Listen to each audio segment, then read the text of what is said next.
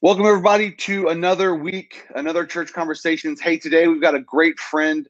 His name is Chris Moore. He's at an amazing church, Pure Heart Church in Arizona. And today we're going to be talking about how you can reach even more unchurched people online. Him and his team have been developing a program that has seen some great numbers, some great success. And we want to talk about that with him today, because honestly, I believe that this is a program that every church needs to utilize. It can be utilized from student ministries to kids ministries to even big church. And so today we're going to talk about this program, talk about how he came up with it, how you can implement it. And they're actually about to roll out this entire program. They're just about to start doing some beta testing, and they're taking some applications. And so I'm excited to have Chris on today. And before we jump in, I want to say thank you to everyone that has been watching, that's been sharing these videos, that's been giving and supporting Free Church Media. And it has been such a crazy journey over the last few months. I was checking some of our family is of Free Church Media, and we have people that are joining us from almost every continent in the world, and over we're right around 100 countries. Honestly, some countries that I've never even heard of. So I'm definitely doing my geography education this week. And so I want to say thank you for joining us.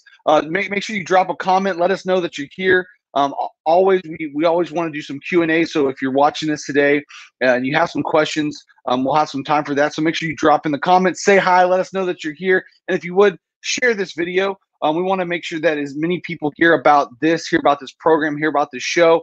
So without further ado, if you would, please help me welcome the one and only good friend, Chris Moore. What's up, my man? Hey, dude, so excited to be on here today. I love Free Church Media and all that you guys stand for, all you guys are doing. Seriously, it's an honor to be on here. Love you, and anytime I can support and cheer you on, man, I'm there, bro. Put me down. Dude, love you. We've been friends. So we were talking about this, and I was trying to think, when was the first time that when did we meet? I know I was trying to quickly, before we jumped on, I was trying to think again, what year that was. When you came, I think it was I don't know if we met online, because you and your wife are originally from Montana, right? Yep. Now you're in Arizona.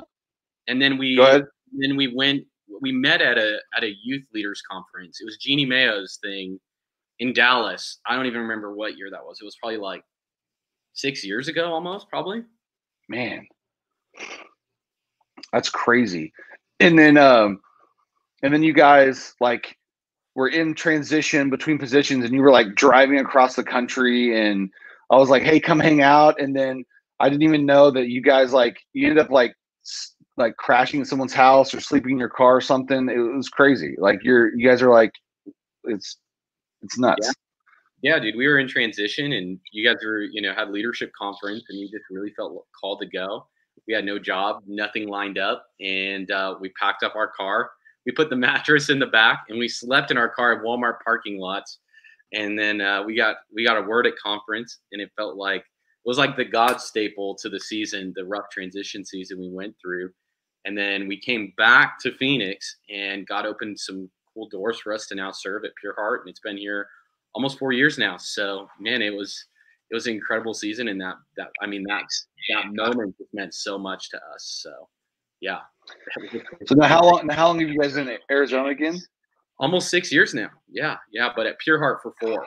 So, yeah. Dude, that's so crazy.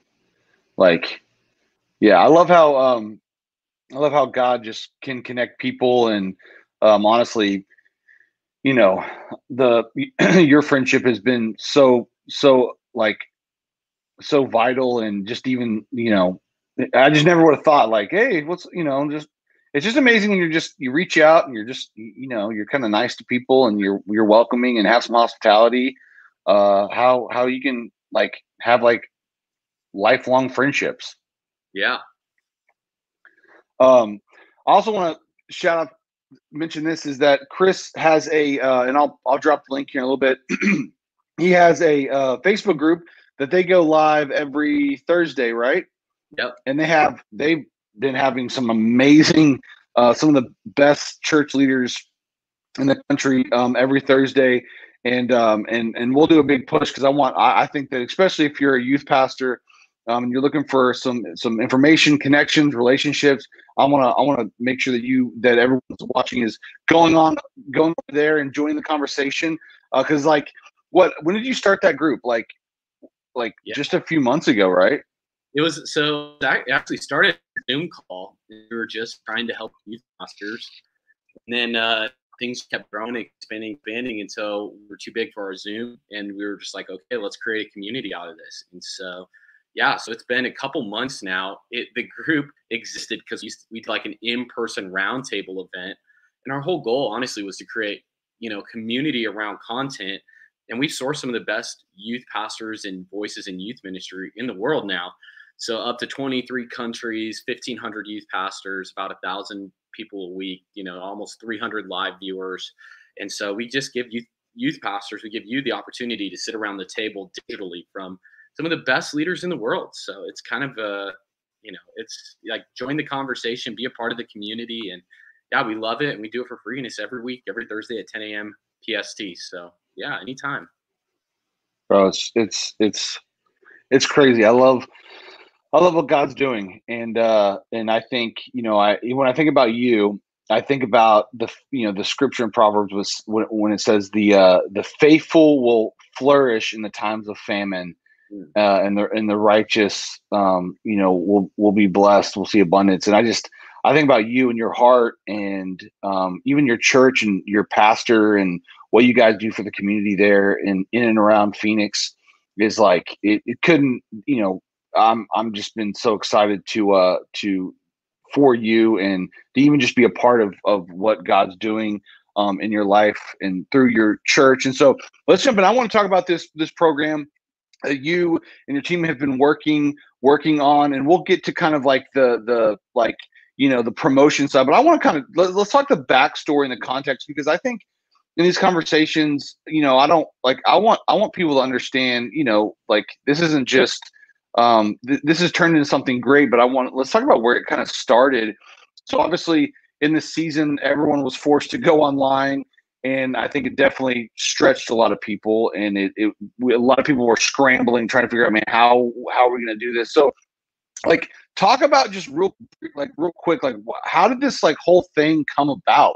How did this happen? Oh, dude. So, I mean, we were scrambling just like everyone, and we jumped on the YouTube hype train, and we were trying to be like Elevation, and we're trying to do all these things to reach unchurched kids online. And I remember literally staying up at night, just feeling so anxious because I looked at who was getting on our live streams and watched who was getting on our calls, our Zoom calls, our meetings, our gatherings online. And I realized it was predominantly church people. And at first, I was just so devastated by it because, and I would use this example. And Manny Arango actually said this on one of our youth pastor calls. He said, "You're standing in a burning building. Are you going to jump or are you going to stay? Because the risk of the cost of staying far outweighs the risk of jumping." And he talked a little bit about how this season, nobody has anything to compare you against, right? Nobody's ever lived through a pandemic and done ministry online. And it's actually God sent, in my opinion, that this happened now, not 20 years ago. Because imagine what would happen to the church if we had not had online. It's like, would we be buying radio time or trying to get on television or send out email or send out, copies like discs or 8 tracks? It's like, it's God's grace that this happened in 2020 and not in 2000 or 1990. Because, this experience that we have isn't going to not happen again. And it's not it's literally God's grace that this has happened now and not in times prior. And so I got so discontent by just reaching church kids online. And I remember staying up at night and it just haunting me. And so I just was like, you know what? I'm just going to jump. I'm going to risk. I'm going to take some big moves, make some big changes. And I remember praying.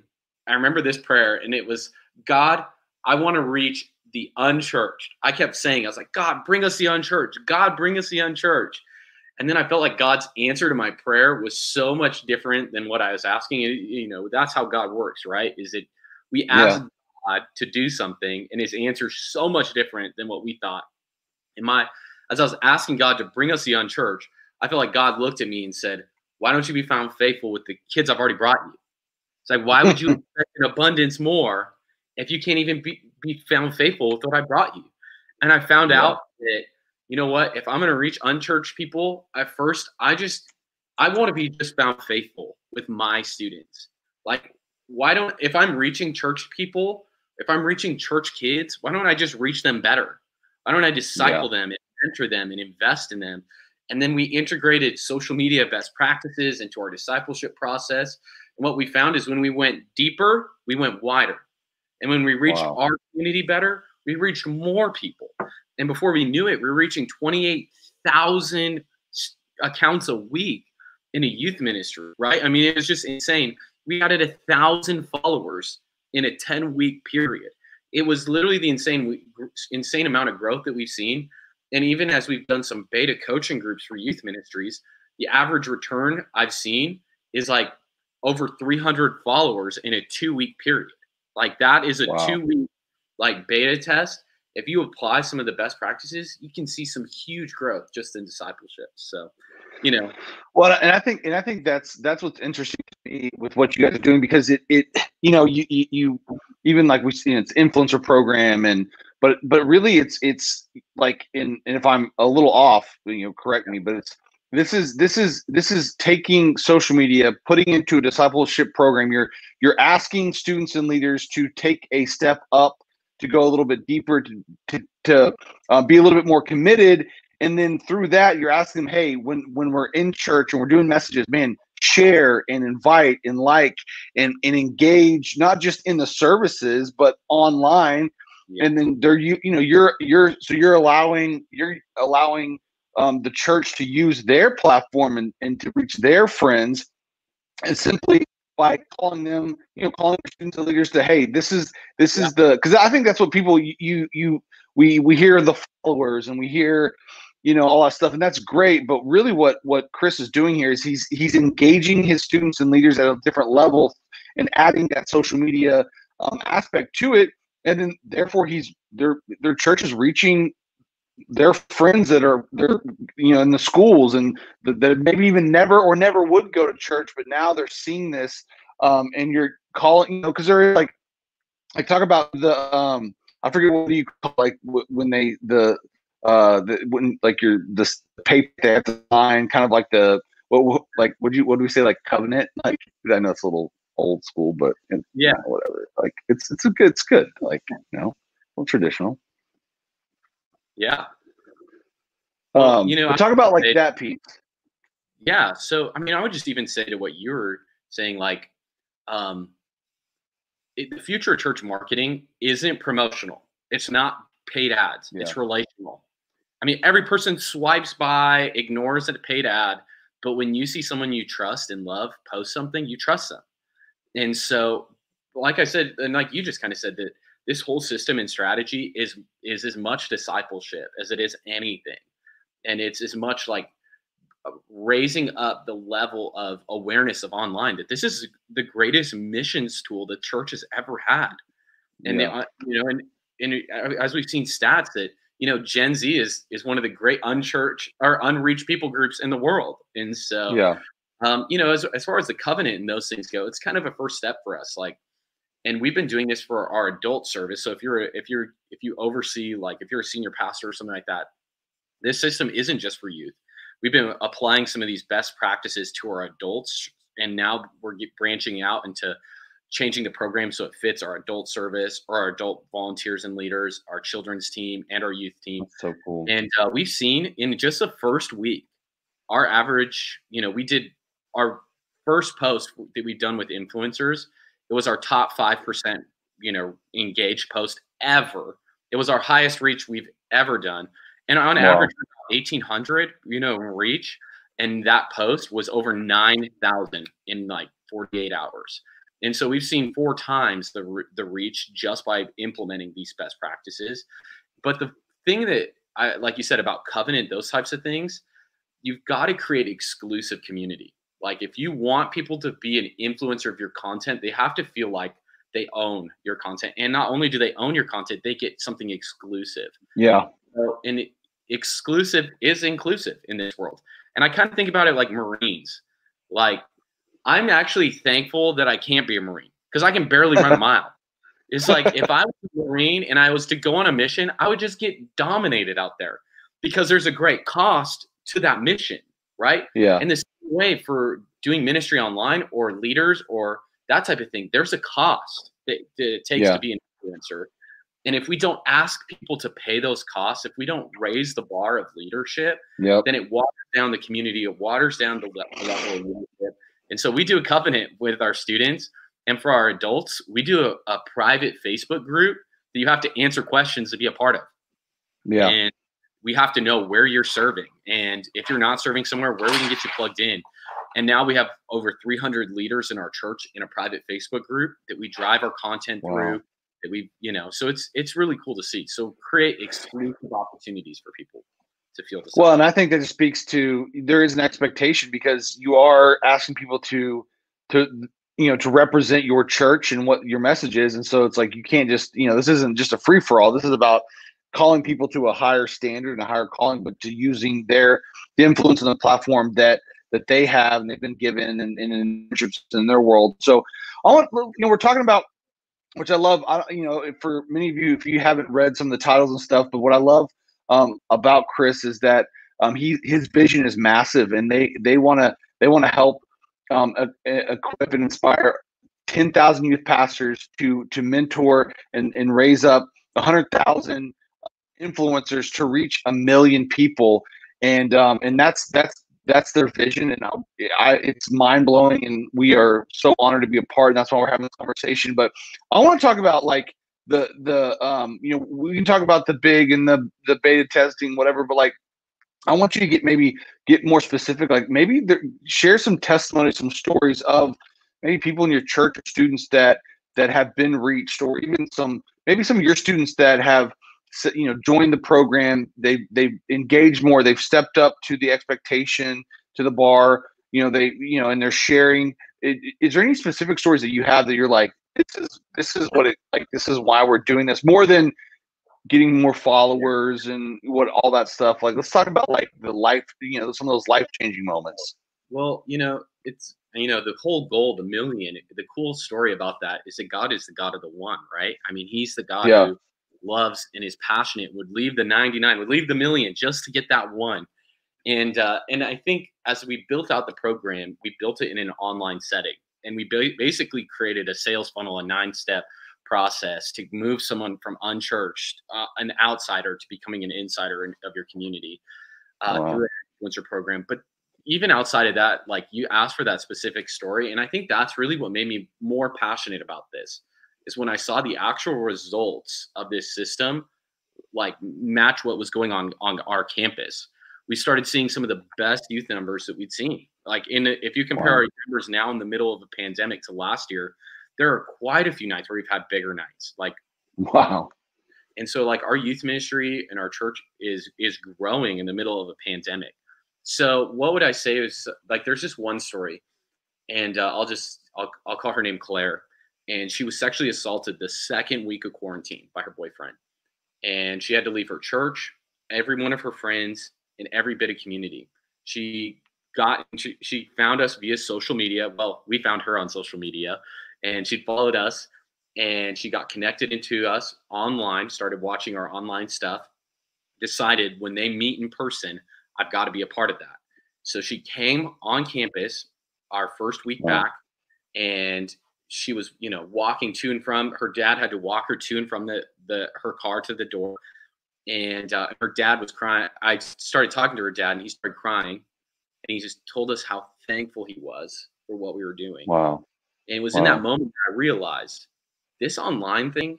Not only does it have the ability to translate to on campus, but it has the opportunity to make life change.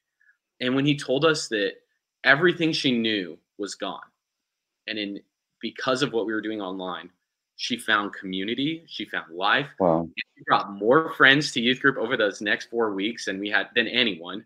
She signed up to serving kids. She signed up to be an influencer. She basically went all in, and she drives 30 minutes away, and her parents are engaged and love our church and our community. And it was just like one of those things. It was like, man, if it was all just for her, it was so worth it. Like all the Yeah. work, the time, all the stuff.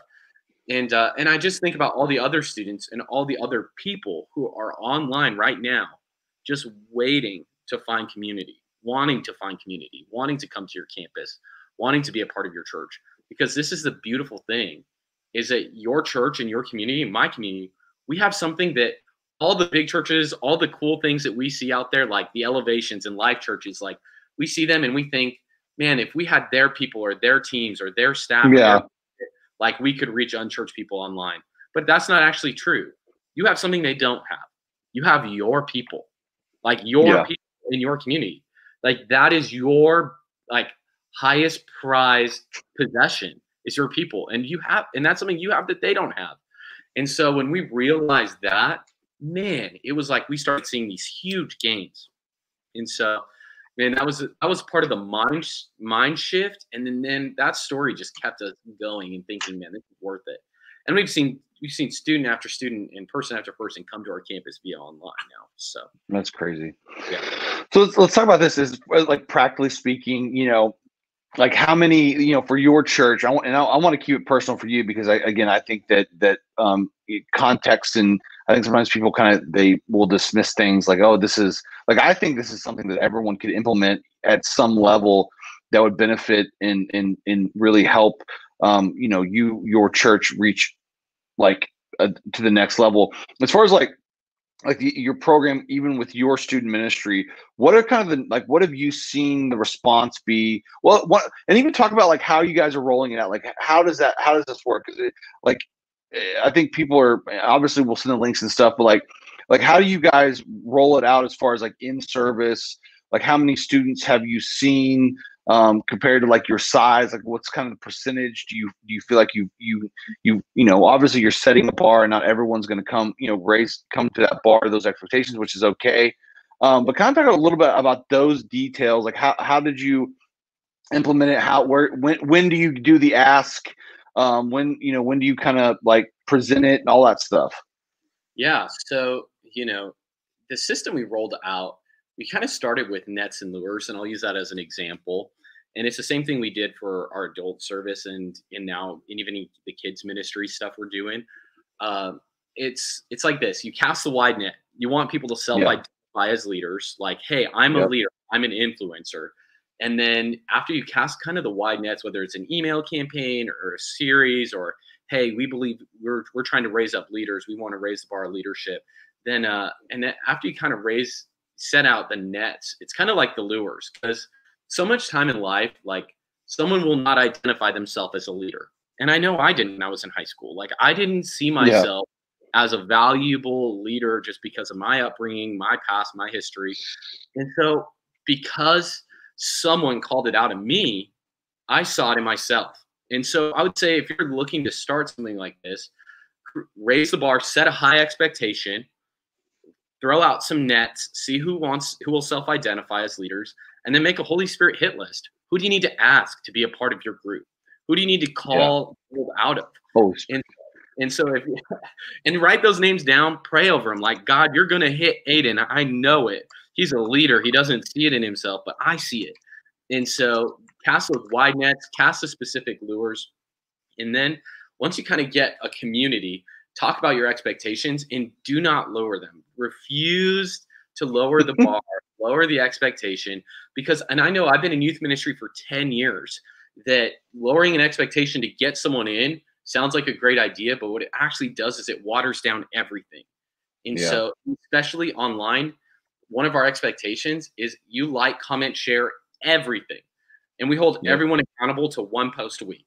We don't, like, not every post is created equal. Like me Monday isn't as important as our service on Sunday. Yeah. So we hold everyone accountable to our Sunday share, but not our Meme Monday.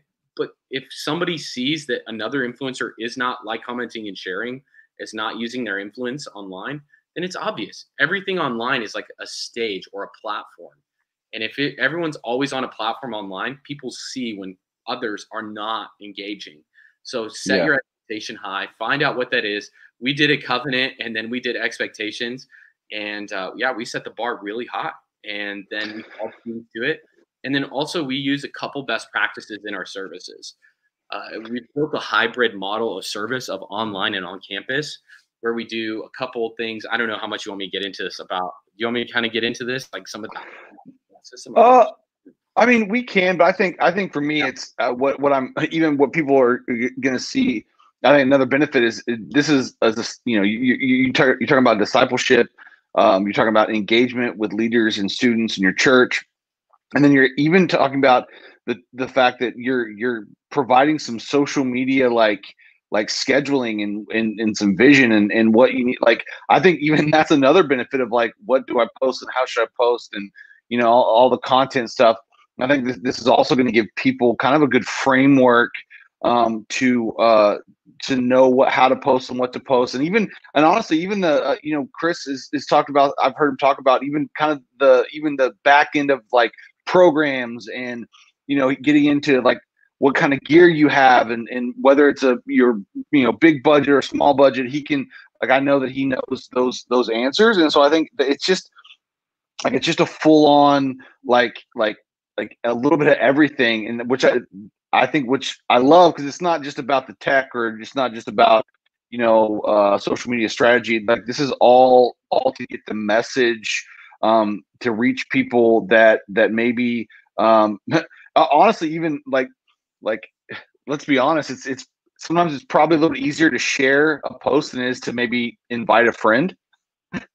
And so now you're giving your church people the ammo to like invite and share with their friends, their church. Like, that's what I love. And honestly, like, I can't wait to hear some more of the testimonies, even from your own church, on people getting connected, and the life change, and and what's going on. And again, if you have another story that comes to your mind, please feel free to share, because I think those are the ones that we're it's the why behind everything. It's not just it's just record our video online. It's so much more than that now.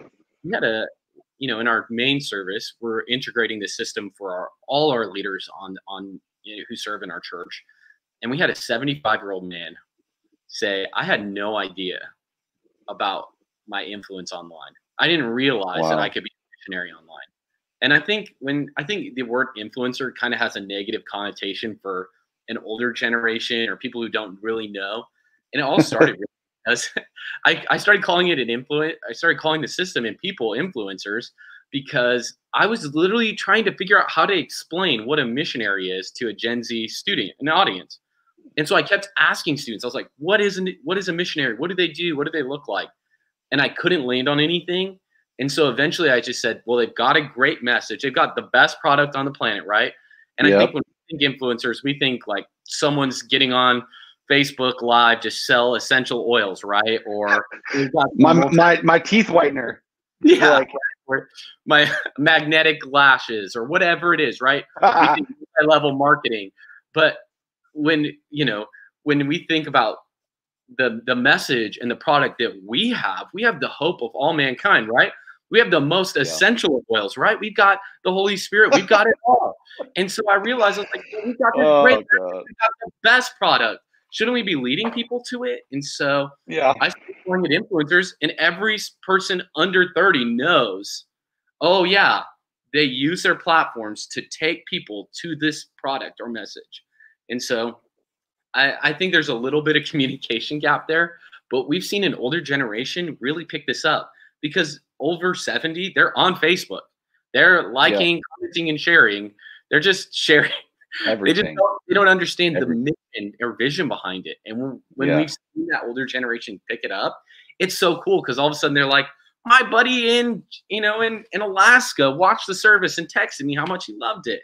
It's just so cool to see, this being cross-generational and cross-cultural.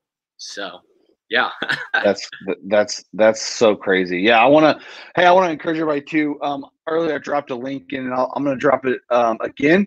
I want to encourage you, if you really are interested in this, and finding out more information. Obviously, we're kind of giving you the quick oversight, the backstory.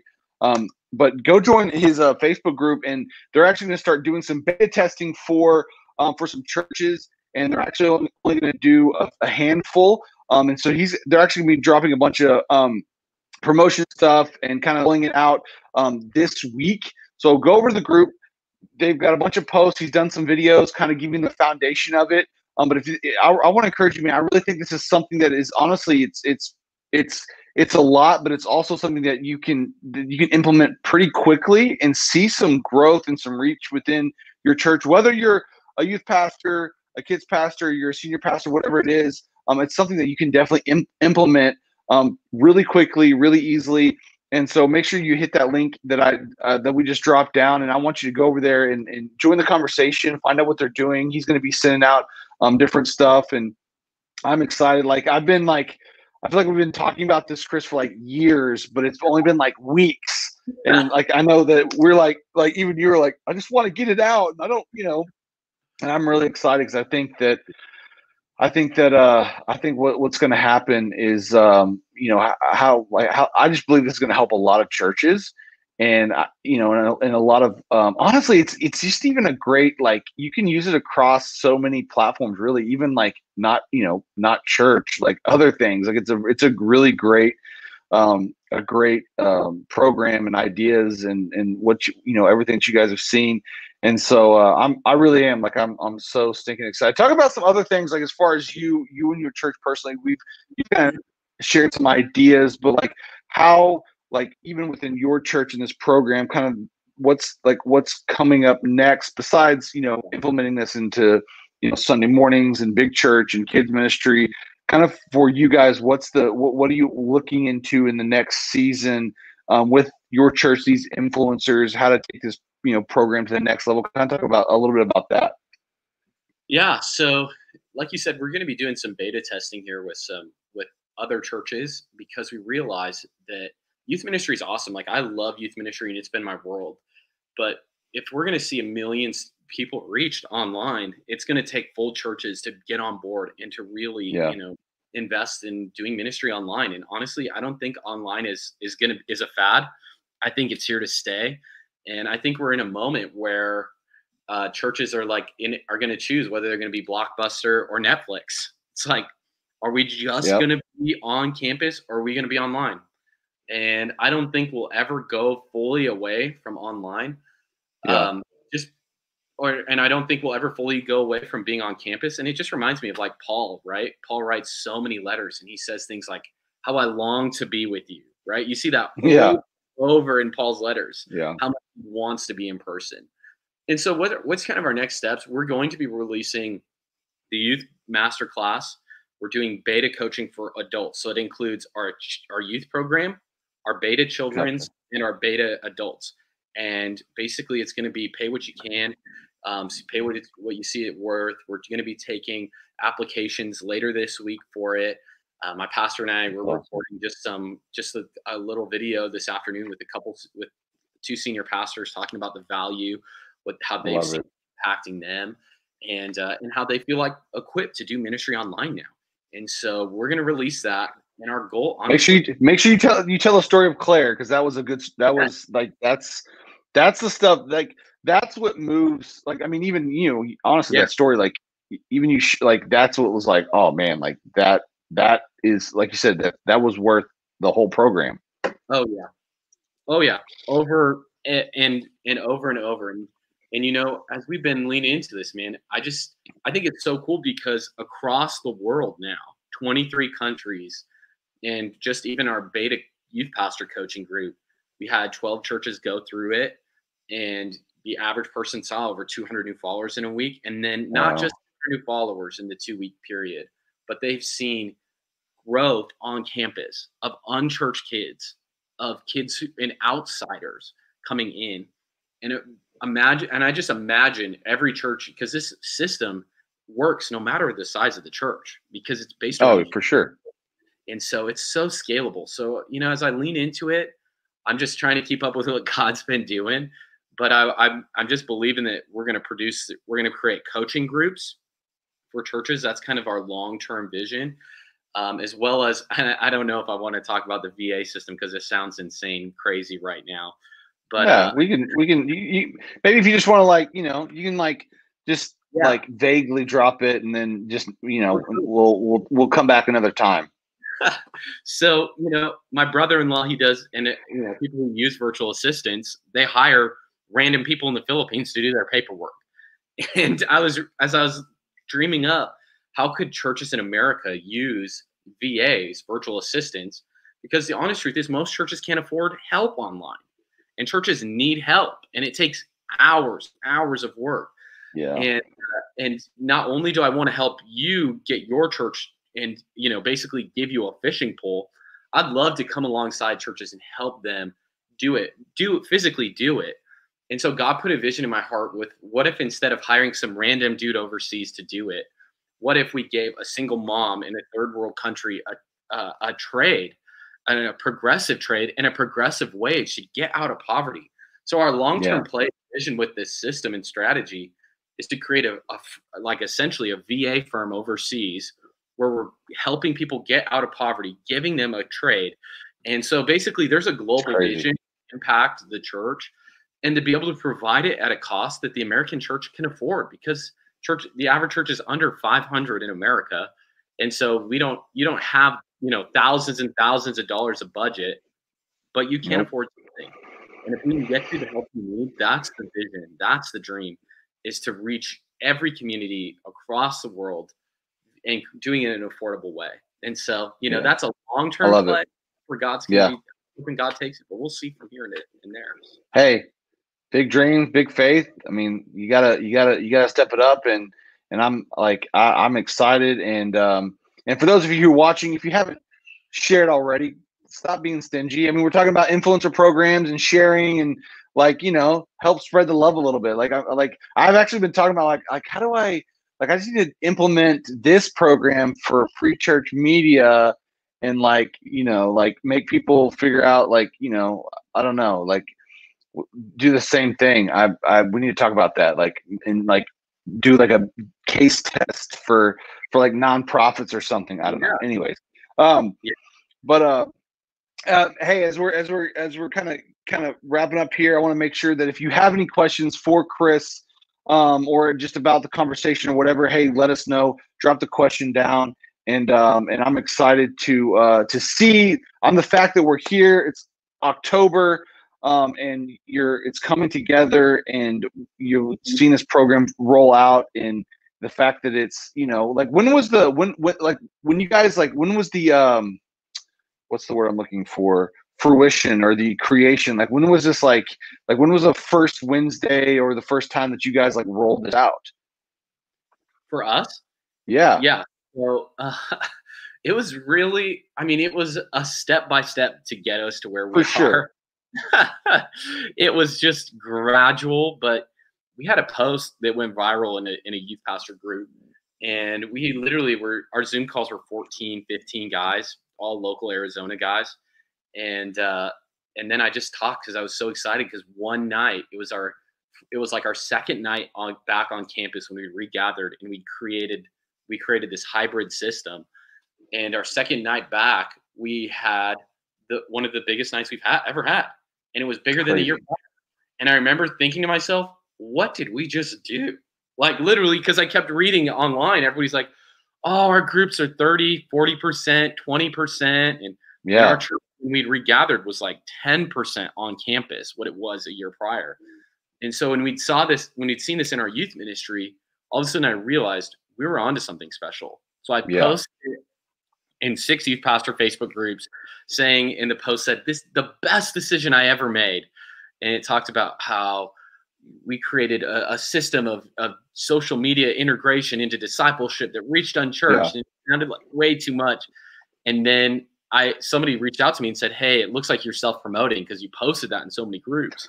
And I hate self-promotion. Like, I was so triggered that I deleted it across every Facebook group. And then it accidentally stayed up in one because it had to be approved by an admin to get posted. So literally, I deleted all five. I deleted 5 of them, but it accidentally made it in one group. And then that next morning, I had over 160 notifications on my phone for Wow. asking to do a Zoom call to hear about our system. Wow. And then within 48 hours, that 160 was over 500 youth pastors. And then before I knew it, it was 100 this week, 100, 200, 300, 400. And before we knew it, we were at 1,500 north of 1,500 youth pastors. So it was all an accident. And we backed into this whole, season. But that first night, I just remember thinking, and I remember back to that first feeling where I thought, man, I don't know if we're going to be able to reach unchurched people online. And I remember the anxiety I felt and how I couldn't sleep. And all of a sudden I was so excited. And I just thought to myself, we need to help as many people as we can. And then that's how God put that million number in my spirit was, and I know if we're going to reach 1 million students for Jesus, we've got to reach youth pastors and invest in them and help them.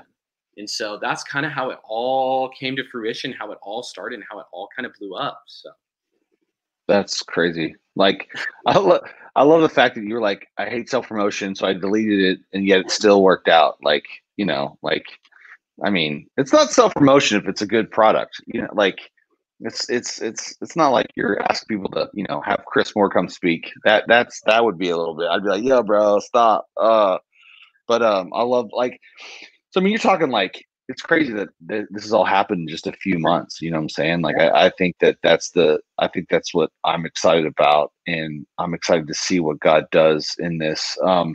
Hey, we're gonna jump to some questions.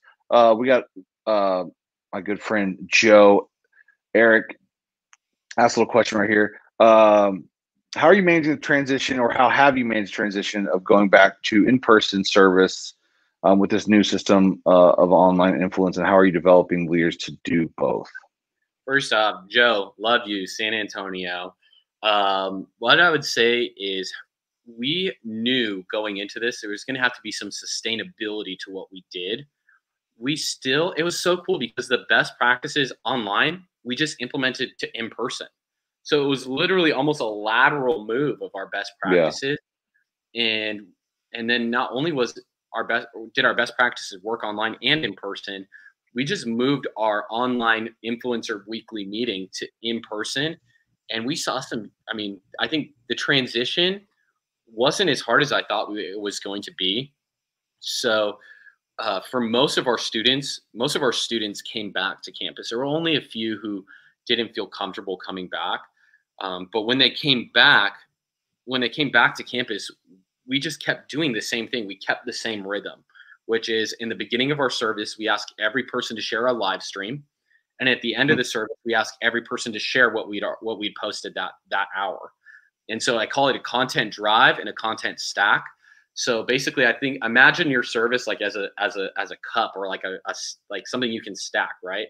And then you put on top of it a piece of shareable content. So basically, we say if we're meeting in person, we have something to share online. And at the end of our service, every week we cast the vision. We say, hey everyone, this is more than a like, comment, and a share and a save. This is us being missionaries. This is like, if that message about anxiety meant something to you, it could help your. So how about you like, comment, share that post and help us get that out into the world. So by attaching vision and mission to a like, comment, share, all of a sudden a student can co-create in that moment as opposed to just. And the cool thing, you even kind of alluded to it earlier, for millennials and older, we consume content for social media. The way we act on social media is consumers. Oh yeah. It's all creators. So the way they see social media is they see it as social and creating media.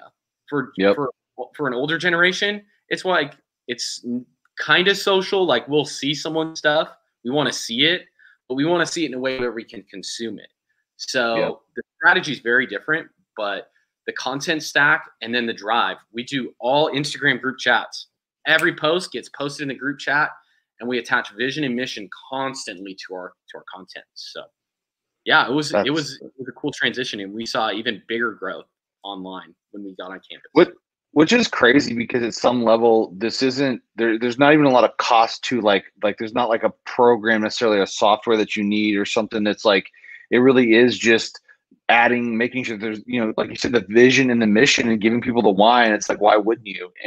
And just I mean that just even that like if people just took that snippet and added it to their Wednesday or Sunday, I mean, Oh, huge. Like, and that's just a part of it. You know what I mean? Like yeah. that's just that it's just crazy. Here, one more question as we kind of wrap up here. And again, if you have more questions, please let us know. How are you utilizing students to take your social media to the next level? Are they creating your content as well? Well, first off, all of our content is made by students. All of it. Almost like literally, I don't know the last time I or Ryan, who works on staff with us, has made a piece of content. It's all made by a student.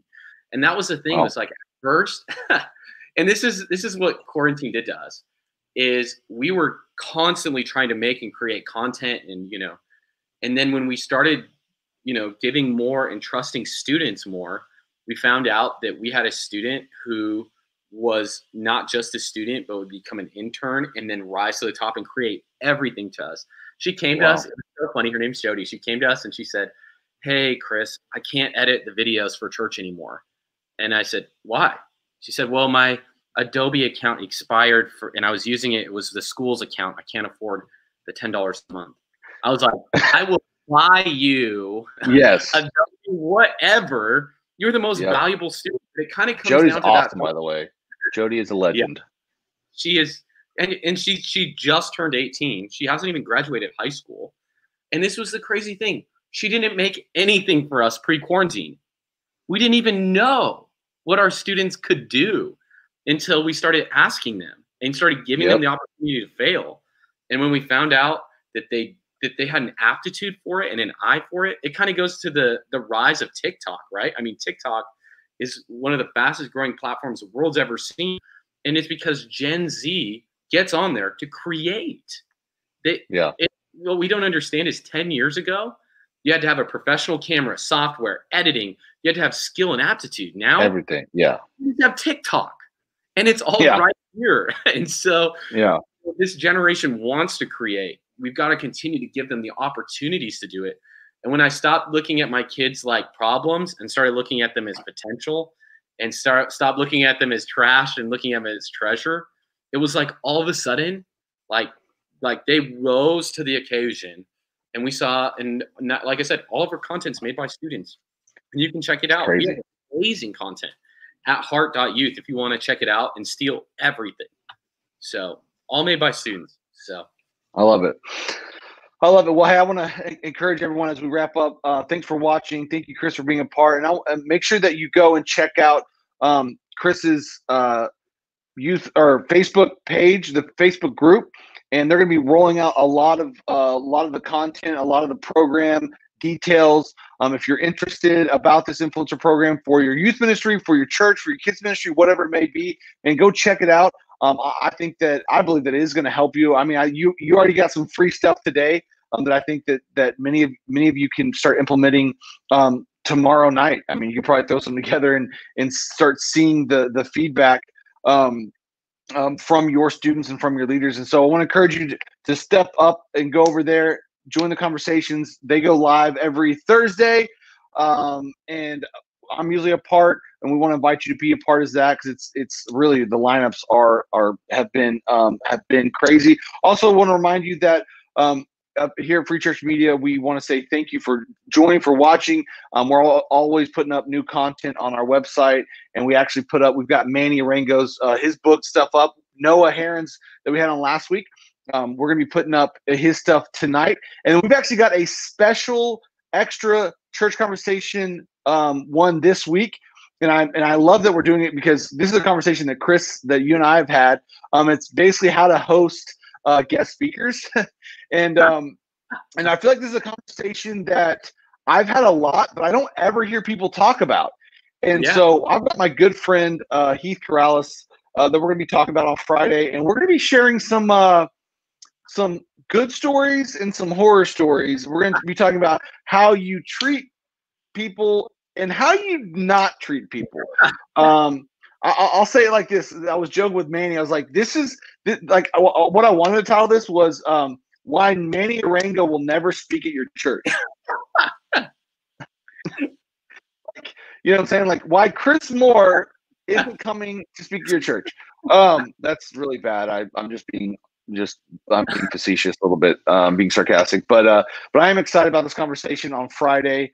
I think it's really going to help a lot of people because, Chris and I have had some good conversations, and I think people just don't know, and I want to help some people, help some churches, and talk about this and what it means to host and to honor people and take care of people, and probably obviously answer some questions. I'm not gonna be like surprised if there's some there's some tension in this one because I think there's some different differing approaches to how you treat people that are coming in to speak to your church. But we're gonna talk about it, and I'm excited about it. This week we got some great ones coming up in the next few weeks too. We're gonna be double dipping here at Church Conversations over the next few weeks.